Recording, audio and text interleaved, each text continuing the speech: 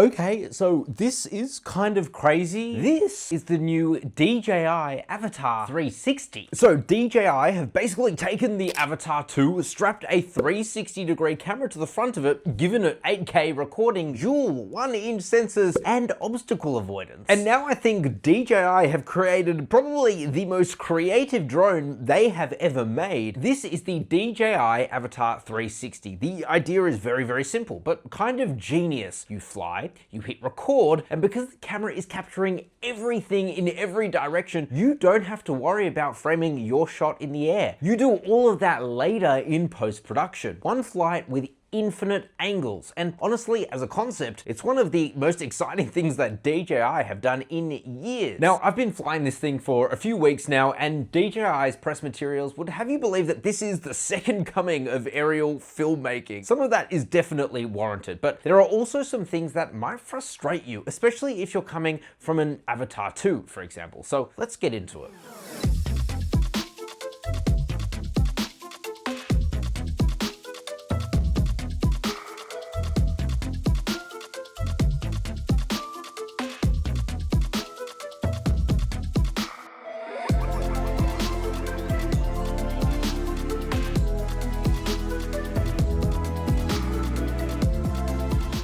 Design-wise, this is unmistakably an Avatar. It's got that same ducted propeller guard design that means you can fly close to people and objects without exposed propellers slicing through anything they shouldn't. But it's noticeably bigger and heavier, 455 grams versus 377 on the Avatar 2. That's about a 20% jump, and yeah, you feel it. The reason? Well, it's got this, the 360 camera module up front with two bulging fisheye lenses. They are definitely the star of the show, but also the most vulnerable part of this. And DJI know this, so they've made the front lens elements replaceable, which is very, very good. It's a smart move because trust me, as we've found with our DJI Osmo 360, these do eventually scratch. And the other big change is actually underneath. You've got omnidirectional vision sensing because you've got cameras covering every direction, plus a forward-facing LiDAR and a 3D TOF sensor at the bottom. And this is massive compared to the Avatar 2, which only had downward and backward sensing with zero obstacle avoidance. Here, you're getting proper omnidirectional obstacle avoidance in 360-degree mode at least, and we'll come back to that asterisk. Now, the camera. This is where DJI are swinging for the fences. Two 1/1.1-inch square CMOS sensors, each with 64 megapixels. Now, DJI do market this as 1-inch flagship imaging. What they mean is that each sensor's imaging area is equivalent to a 1-inch sensor in 4:3 aspect ratio. So of course, it's not just one massive sensor, it's two slightly smaller ones working together. Still, the results are genuinely impressive for a 360-degree camera on a drone. In 360-degree mode, you can shoot in 8K 60 FPS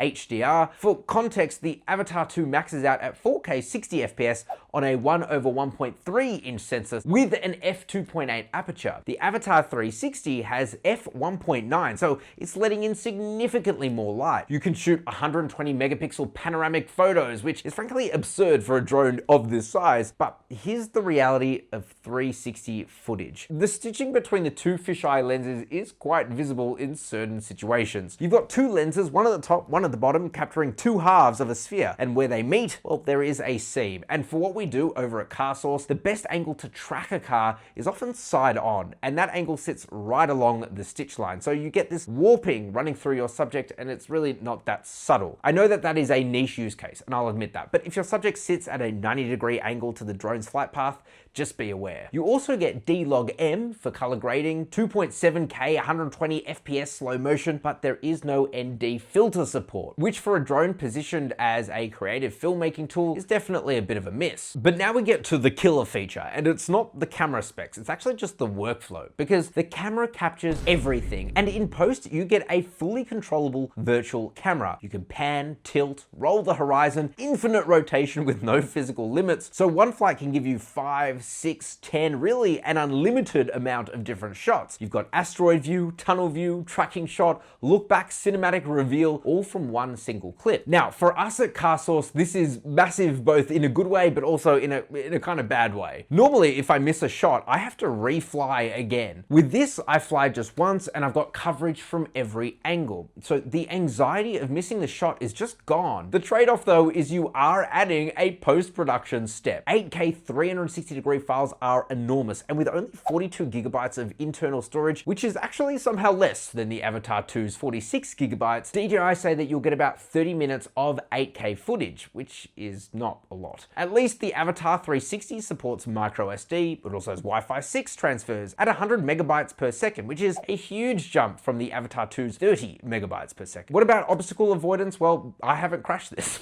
so that should say a lot. The omnidirectional obstacle sensing is a headline upgrade. This thing though has cameras covering all directions in 360 mode, plus a forward-facing LiDAR. Even in pitch black, the LiDAR can still technically detect obstacles ahead and brake, although I haven't tested that out. But omnidirectional avoidance only works in 360-degree mode. Single lens mode gives you forward sensing only, and the system brakes rather than going around objects. So don't expect it to weave through a forest. It'll either just stop or it won't detect it and it will crash. But it hasn't happened to me so far. Now, on paper, flight time is 23 minutes. That's identical to the Avatar 2 on paper, but this is heavier and with a bigger 2700 milliamp hour battery versus 2150 milliamp hours in the Avatar 2. So real world, expect probably closer to like 15 minutes. And if it's windy or in sport mode, it can go as low as like 12 minutes. Max speed is 18 meters per second in sport mode, which versus the Avatar 2's 27 meters per second in manual mode, well, that's the big one. There is no manual mode. No manual mode at all. DJI, despite the name, are positioning this as a creative cinematography tool, not an FPV freestyle machine. Virtual Easy Acro simulates acrobatics through a virtual gimbal, but purists will know the difference. Transmission is upgraded to DJI's O4 Plus system. It's got 20 kilometers of range under the FCC versus 13 kilometers on the Avatar 2's O4, with stronger anti-interference performance and 1080p 60 FPS live feeds. Are you ever going to be flying 20 kilometers away with this drone? No, absolutely not, especially with this battery. But the extra headroom means you have better signal stability in like urban environments where interference just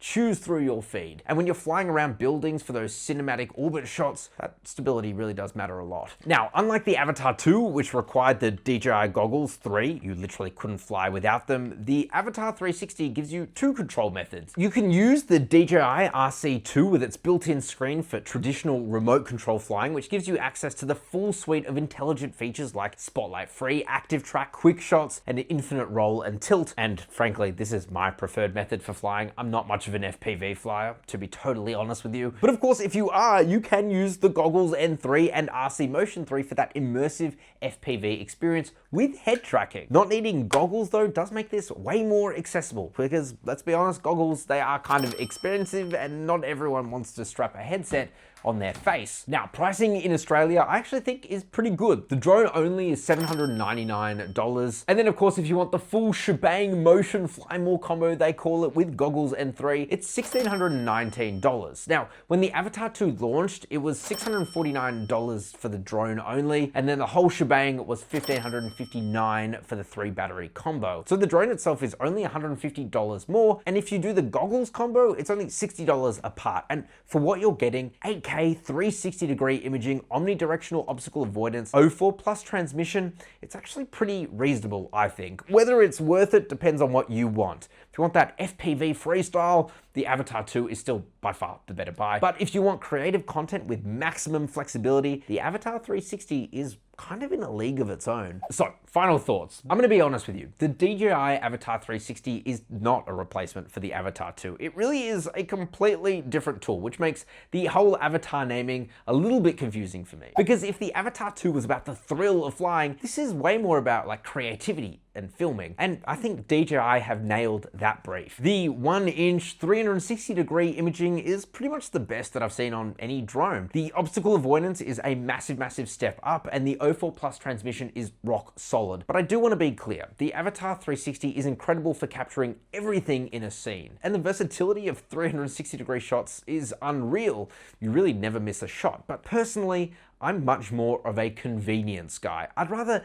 nail it in the camera and be done than spend time in post fiddling with reframing and keyframes, especially with cars where you have to film sometimes around roads. It can just get a little bit dicey. If post-production is where you come alive creatively, then this drone will blow your mind. But for me, I'll probably use it when I need that creative flexibility, but it's probably not going to be replacing my go-to for everyday shoots. Having said that, it is a fantastic drone overall. Also, the omnidirectional sensing only in 360-degree mode is a weird limitation. The stitching is also noticeable when your subjects are side on, which for us filming cars is actually kind of a problem. But honestly, for what you're getting, the price is actually pretty reasonable. And for us at CarSauce, this is definitely going to be coming along for those hero shots, those cinematic orbits, multi-angle tracking, those cool just 360 egg shots. It's a specialist tool and not an everyday workhorse for us, but when you need it, then nothing else really comes close. For the average consumer who just wants a fun FPV drone,